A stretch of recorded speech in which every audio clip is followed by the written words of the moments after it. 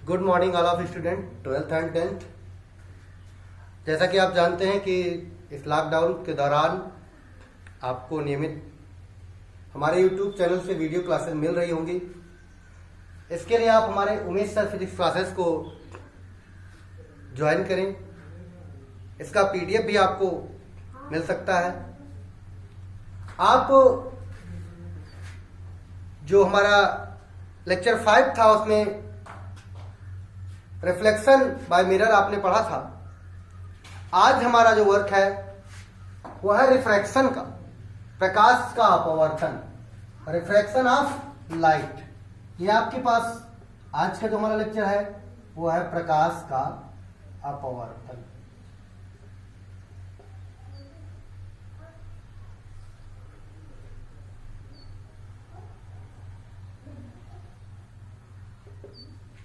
आप कुछ घटनाओं को देखते होंगे। सबसे पहला हम एक एग्जांपल ले लें कि अभी किसी कांच के ग्लास में पानी भरा हो, उसमें एक नींबू डाल दीजिए। उसको साइड से देखें तो आपको नींबू का आकार कैसा दिखाई देगा?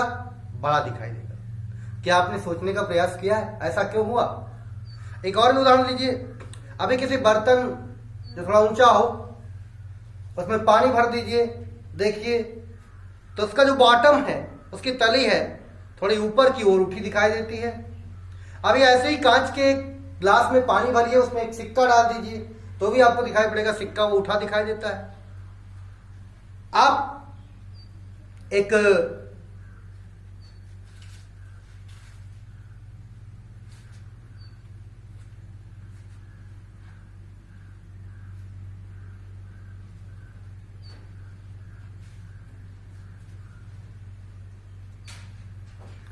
अदर प्रयोग हमारे पास भी है कि अभी आप किसी किताब के ऊपर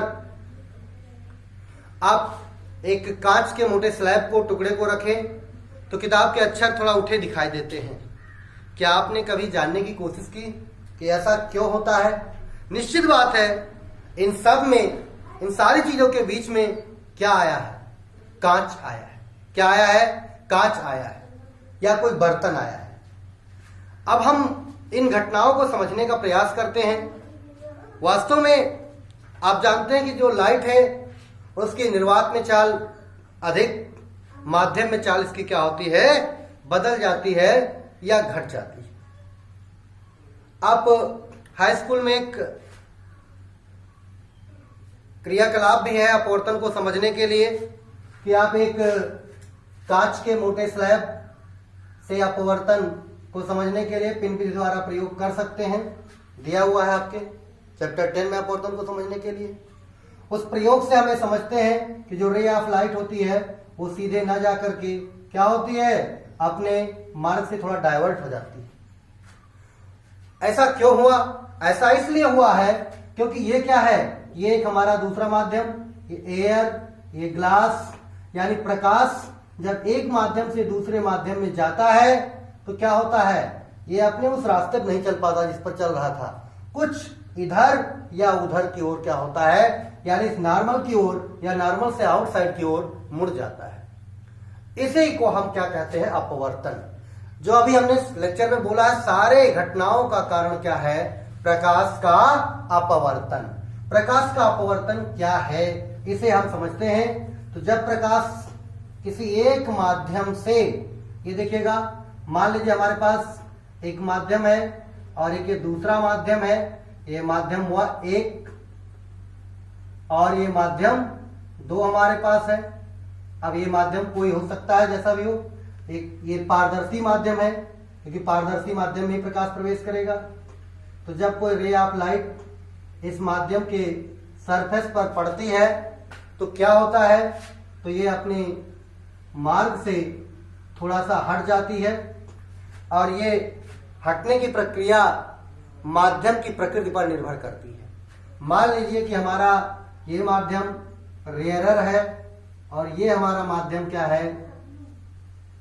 डेंसर है। तो हम क्या देखते हैं? रे ऑफ लाइट नॉर्मल की ओर झुक जाती है। तो जब प्रकाश एक माध्यम से दूसरे माध्यम में प्रवेश करता है तो प्रकाश की किरण क्या होती है, अभिलंब की ओर या तो झुक जाएगी और या इससे क्या होगी, दूर हट जाएगी। अब यदि माध्यम ये क्या कर लिया जाए, विरल ले लिया जाए, सघन से प्रवेश करे तो ये दूर हट जाएगी। और इसी घटना को हम साधारण भाषा में क्या कहते हैं, अपवर्तन कहते हैं। अभी यदि आपसे कोई प्रश्न करे कि यदि हम रे ऑफ लाइट ऐसे अभिलंब की तरफ डाल दें तो आप देखेंगे कि यहां पर रे ऑफ लाइट अभिलंब से दूर नहीं हटती है, यानी इसकी दिशा में कोई चेंज नहीं होता है। तो आपका प्रश्न होगा क्या यहाँ अपवर्तन हुआ, तो इसका उत्तर है हाँ, यहाँ भी अपवर्तन हुआ। तो एक बड़ा फैक्टर है कि जब प्रकाश एक माध्यम से दूसरे माध्यम में जाता है तो उसकी चाल और दिशा या केवल चाल क्या होती है, बदल जाती है। तो यहाँ पर बदली क्या है, चाल और दिशा दोनों बदल गई है, और यहाँ पर क्या बदला है, केवल चाल। तो जो हमारी परिभाषा आ रही कि प्रकाश एक माध्यम से दूसरे माध्यम में जाता है तो क्या होता है, तो उसकी चाल एवं दिशा दोनों अथवा केवल चाल बदल जाती है। इसी घटना को हम क्या कहते हैं, प्रकाश का अपवर्तन। प्रकाश एक माध्यम से दूसरे माध्यम में जाएगा तो उसकी चाल और दिशा या केवल चाल क्या होती है, बदल जाती है। इस घटना को हम क्या कहते हैं, प्रकाश का अपवर्तन कहते हैं। इस अपवर्तन के दो नियम हैं, अपवर्तन के दो नियम हैं। जो रे इस पर पड़ती है इसे इंसिडेंट रे, आपतित किरण, और जो रे बाहर निकलती है, अपवर्तन के कारण निकली है, तो इसे बोलते हैं अपवर्तित किरण। क्या बोलते हैं, अपवर्तित किरण। और इस सरफेस पर जो परपेंडिकुलर है इसे हम क्या बोलते हैं, नॉर्मल अभिलंब। यहां पर आपतित किरण और अभिलंब के बीच बनने वाले कोण को एंगल ऑफ इंसिडेंस, आपतन कोण, और इसे हम बोलते हैं अपवर्तन कोण, एंगल ऑफ रिफ्रैक्शन आर। थोड़ा ध्यान दीजिएगा, परावर्तन में ये परावर्तन कोण था जो इधर बन रहा था उसी माध्यम में, और यहाँ पर एंगल ऑफ रिफ्रैक्शन। तो पहला नियम क्या है कि आपतित किरण, अपवर्तित किरण तथा अभिलंब, यानी इंसिडेंट रे, रिफ्रैक्टेड रे और अभिलंब। आपतित किरण, अपवर्तित किरण तथा अभिलंब, यह सरफेस पर जिस बिंदु पर गिरते हैं उसे क्या कहते हैं, आपतन बिंदु। आपतन बिंदु पर, आपतन बिंदु पर तीनों एक तल में होते हैं। तीनों किस में होते हैं, एक तल में होते हैं। यहां ध्यान दें, ये तीनों चीजें हमारे पास बोर्ड के तल में है। तो पहला नियम हमारे पास ये है, और इसका जो दूसरा नियम है, इसका जो दूसरा नियम है वो ये कह रहा है कि किन्हीं दो माध्यम के लिए, ये माध्यम कोई भी हो सकता है, air glass, air water, water glass, कुछ भी हो, तो किन्हीं दो माध्यम के लिए ये फिक्स होता है, किन्हीं दो माध्यमों के लिए आपतन कोण की साइन तथा अपवर्तन कोण की साइन, यानी साइन आई बटे साइन आर, ये एक कांस्टेंट वैल्यू होती है। ये एक क्या होती है, कांस्टेंट वैल्यू होती है। यदि हम मान लें कि सेकेंड मीडियम का जो हमारे पास रिफ्रैक्टिव इंडेक्स है वो क्या है, n2, और फर्स्ट मीडियम का रिफ्रैक्टिव इंडेक्स जो एब्सोल्यूट रिफ्रैक्टिव इंडेक्स है n1 हो, तो इसे हम n2/n1 या इसे हम n21 के नाम से जानते हैं। तो दूसरा नियम क्या है, आपतन कोण की ज्या और अपवर्तन कोण की ज्या का जो रेशियो है वो एक कांस्टेंट होता है, जिसे हम क्या कहते हैं, पहले माध्यम के सापेक्ष दूसरे माध्यम का अपवर्तनांक। n21 क्या है, पहले माध्यम के सापेक्ष, पहले माध्यम के सापेक्ष दूसरे माध्यम का अपवर्तनांक, दूसरे माध्यम का अपवर्तनांक। अब आप ध्यान दें, पहले माध्यम के सापेक्ष दूसरे माध्यम का अपवर्तनांक है। अब यहाँ पर एक जनरल तरीका हमारे पास भी हो सकता है n2/n1 को, कि लाइट कहाँ जा रही है, तो लाइट n2 में जा रही है। कहाँ से जा रही है, n1 से। तो सापेक्ष हम लेते हैं जहां से लाइट चलती है, और जहां लाइट जाती है उसे क्या रखते हैं, उसका निकालते हैं। पहले माध्यम के सापेक्ष दूसरे माध्यम का अपवर्तन। ये हमारे पास, इसे हम स्नेल्स लॉ के नाम से जानते हैं। किस नाम से जानते हैं, स्नेल्स लॉ। ये स्नेल का नियम है, और स्नेल के नियम द्वारा ये अपवर्तन का सेकंड नियम है। थोड़ा ध्यान देना जरूरी है कि यदि अभी आप बात करें कि n21 greater than 1, n21 greater than 1, तब sine i by sine r greater than 1 या i ग्रेटर देन r। यानी यदि हमारा सेकेंड मीडियम जैसा कि दिखाई पड़ रहा है, यदि हमारा सेकेंड मीडियम क्या है, डेंसर है, तो रे ऑफ लाइट क्या होगी, आई बड़ा होगा, अर्थात नॉर्मल की ओर रे ऑफ लाइट क्या होगी, झुक जाएगी। और यदि बात करें कि n21 लेस देन 1, तो sine I by sine R less than 1, sine I by sine R less than 1, तो आई लेस देन आर। यदि हमारा सेकेंड मीडियम क्या हो, रेयर हो, विरल हो, तो हम क्या देखेंगे कि आई का मान छोटा, आर का मान बड़ा। तो जो यहाँ पर आपसे परिभाषा में कहा गया था अभिलंब की ओर दूर हट जाती है या अभिलंब से पास हो जाती है, इसका कारण क्या है, इसका refractive index. Refractive index n21 greater than 1, तो रे ऑफ लाइट क्या होगी, अभिलंब की ओर होगी। यानी विरल से सघन में जाने पर प्रकाश की किरण अभिलंब की ओर, और सघन से विरल में जाएगी तो प्रकाश की किरण अभिलंब से दूर हट जाती है। थोड़ा यहाँ पर ध्यान देना जरूरी है कि ये सारी बातें हमारी किसके लिए लागू हैं। ये हमारी जो वैल्यू आई है, I is not equal to 0 के लिए लागू है। आई का मान 0 के लिए लागू नहीं है। आई का मान 0 है, अभिलंबोत छोड़ेंगे तो अभी हमने आपको पहले बताया था कि जब हम अभिलंबोत रे ऑफ लाइट डाल देंगे तो वो सीधे निकल जाएगी। उस घटना में स्नेल नियम लागू नहीं होगा, बट रिफ्रैक्शन जरूर होगा, रिफ्रैक्शन जरूर होगा। यहां पर बताना जरूरी है आपको कि हम स्नेल नियम को व्यापक रूप में भी क्लियर कर सकते हैं। थोड़ा सा हम आगे आते हैं यहाँ पर कि जब स्नेल नियम को हम आगे व्यापक रूप में लाएंगे तो उसके लिए थोड़ा सा हमको रिफ्रैक्टिव इंडेक्स को जानना जरूरी है।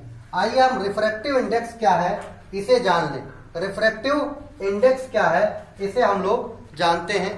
रिफ्रैक्टिव इंडेक्स क्या है, आइए भाई रिफ्रैक्टिव इंडेक्स देखते हैं हम लोग। तो थोड़ा सा यहाँ पर अपवर्तनांक क्या है, अपवर्तनांक, अपवर्तनांक क्या है, ये रिफ्रैक्टिव इंडेक्स बहुत अच्छा पॉइंट है। ये जानना इसलिए जरूरी है क्योंकि जानकारी आपके पास जरूरी है। रिफ्रैक्टिव इंडेक्स क्या है, आप जानते हैं कि रिफ्रैक्टिव इंडेक्स वास्तव में किसी भी माध्यम का निरपेक्ष अपवर्तनांक, यहाँ पर एक शब्द आ रहा है निरपेक्ष अपवर्तनांक क्या है। निरपेक्ष अपवर्तनांक यानी जब किसी माध्यम के पहले निर्वात हो, यानी निर्वात से लाइट उस माध्यम में एंट्री करे तो उसे हम क्या बोलते हैं, निरपेक्ष अपवर्तनांक। क्या बोलते हैं, निरपेक्ष अपवर्तनांक। निरपेक्ष अपवर्तनांक को हम यन से डिनोट करते हैं। किससे डिनोट करते हैं, यन से डिनोट करते हैं। किससे डिनोट करते हैं, यन से डिनोट करते हैं। यन क्या है, किसी भी माध्यम का निरपेक्ष अपवर्तनांक या किसी भी माध्यम का अपवर्तनांक निर्वात में प्रकाश की चाल और उस माध्यम में प्रकाश की चाल के अनुपात के बराबर होता है। किसी भी माध्यम का रिफ्रैक्टिव इंडेक्स निर्वात में प्रकाश की चाल और उस माध्यम में प्रकाश की चाल के अनुपात के बराबर होता है। निर्वात में प्रकाश की चाल आप, और ये क्या है, माध्यम में प्रकाश की चाल, माध्यम में प्रकाश की चाल। आपको जानते हैं, आप खुद जानते हैं कि V जो है वो क्या है, V is less than C, then N is always greater than 1। यानी किसी भी माध्यम का अपवर्तनांक 1 से क्या होता है, अधिक होता है। किसी भी माध्यम का अपवर्तनांक 1 से क्या होता है, अधिक होता है। जैसे के लिए एग्जाम्पल ले लें, आप एयर का ही ले लीजिए, एन एयर 1.0003। आप बात करें एन वाटर की बात करें, जल की बात करें तो ये 1.33 आपके पास है। अभी बात करें आप कांच की बात करें तो 1.52 ये आपके पास फ्लिंट क्राउन कांच का है। अभी आप बात करें, ऐसे बात करें केरोसिन की वैल्यू की बात करें तो आप देखेंगे केरोसिन का भी जो अपवर्तनांक है वो 1.36 से ज्यादा है, 1.41 के करीब। अब बात करें कि केरोसिन के बाद बात करते हैं आप कि एक हीरा जो पदार्थ है बहुत चमकता है, इसका रिफ्लेक्टिव इंडेक्स 2.4 है। यहाँ पर बताना जरूरी है कि ये जो चर्चा की गई इसलिए किया गया कि जो अपवर्तनांक आपका है, जो अपवर्तनांक है इसकी वैल्यू प्रत्येक पदार्थों के लिए क्या होती है, अलग अलग होती है। अब हम बात करें अब हम बात करेंगे कि जो ये अपवर्तनांक है इसे थोड़ा सा और भी व्यापक तौर पे लाए हम, n बराबर c बाई बी। यहां से देखते हैं तो c प्रकाश की चाल, तो n क्या है, n एक ऐसी राशि है जो जिसका कोई मात्रक नहीं होता है, जिसका कोई मात्रक नहीं होता है, ये आपकी अदिश राशि है, इसका कोई मात्रक नहीं होता है। कैसी राशि है ये, अदिश राशि है। कैसी राशि है ये, और n का मान किसी भी माध्यम के लिए क्या होता है, एक होता है। किसी भी माध्यम के लिए क्या होता है, एक से अधिक होता है। अब थोड़ी बात को हम आगे ले चलते हैं, थोड़ी बात को हम क्या करते हैं, आगे ले चलते हैं। देखिए आप n की बात किए, n से आप देखेंगे कि n is equal to C by B हमने लिया, इसके बारे में बताएगा। n किस पर निर्भर करता है, ये n क्या होता है, ताप पर निर्भर करता है। ताप बढ़ाने पर n की वैल्यू क्या होती है, ताप बढ़ाने पर n की वैल्यू घट जाती है। क्या होती है, घट जाती है। अब आप कहेंगे क्यों, ताप बढ़ाने पर ये माध्यम क्या होगा, रेयर हो जाएगा, लाइट की वेलोसिटी क्या होगी, बढ़ जाएगी, और n की वैल्यू क्या हो जाएगी, घट जाएगी। ताप पर निर्भर करती है, ताप बढ़ाने पर घटता है। आप n बराबर c बाई बी भी निकाले। अब आप इसी को देख लेते हैं कि n21 बराबर क्या था, n2 बाई n1, तो n2 के लिए क्या बनेगा, c बाई b2, n1 के लिए क्या बनेगा, c बाई b1, तो आप देखेंगे ये बनेगा b1 बाई b2।